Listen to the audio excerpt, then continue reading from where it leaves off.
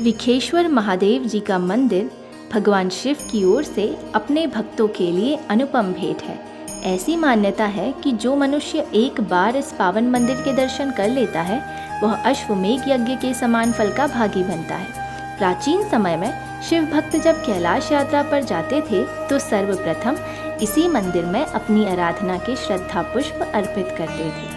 मंदिर के समीप ही बहती लोहावती नदी में स्नान करने के पश्चात आगे की यात्रा संपन्न होती थी। विखेश्वर के रूप में भगवान शिव की आराधना करके ही भीम ने अपने पुत्र घटोत्कच का उद्धार किया।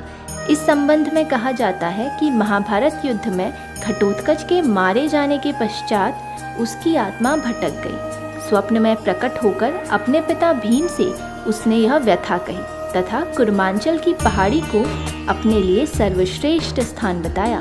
तब भीम ने यहाँ पहुंचकर विखेश्वर महादेव की घोर आराधना के पश्चात उनकी कृपा से ब्रह्मांड की नायिका माँ अखिल तारिणी को प्रकट किया। कहा जाता है कि विखेश्वर महादेव की कृपा से योगमाया रूपिणी भगवान शंकर को प्रिय लगने वाली, संसार का उद्धार करने वाली भगवती पृथ्वी का भेदन कर प्रकट हुई। तब भीम ने शिव कृपा से देवी से कुंभकर्ण के सिर को तोड़कर इस क्षेत्र के वन में परिणत होने का वर मांगा। तब भीम ने अपनी गदा से कुंभकर्ण के गंड स्थल को तोड़कर गंडकी नदी प्रवाहित की और साथ में लोहावती नदी भी प्रवाहित की। इन दोनों के संगम पर अपने पुत्र घटोत्कच को स्थान दिलाया। चंपावत मुख्यालय से लगभग 2 किलोमीटर की दूरी पर शिव कृपा से स्थापित घटोत्कच मंदिर भक्तों की मनौती पूर्ण करने में सहायक माना जाता है। यहीं पास में हिडिंबा का मंदिर भी है।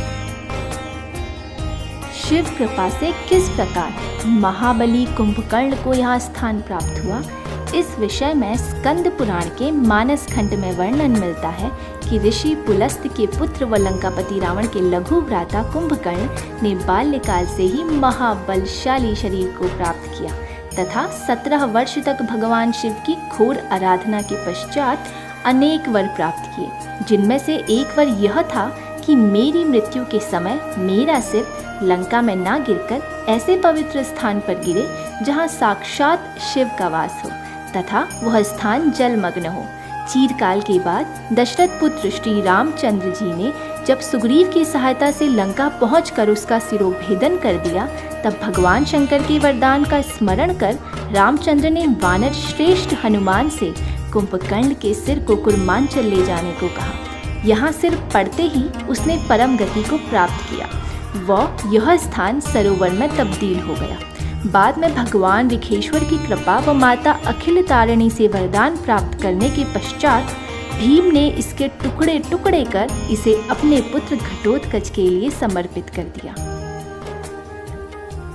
भगवान विष्णु के कुर्मु अवतार व उनके चरणों से चिन्हित होने के कारण इस नगर का नाम कुर्मांचल पड़ा। यह भूमि सप्त ऋषियों की आराधना स्थली भी कही जाती है। इसी पावन भूमि पर महर्षि वशिष्ठ मुनि ने अनेक ऋषियों सहित भगवान शिव की लंबे समय तक तपस्या की।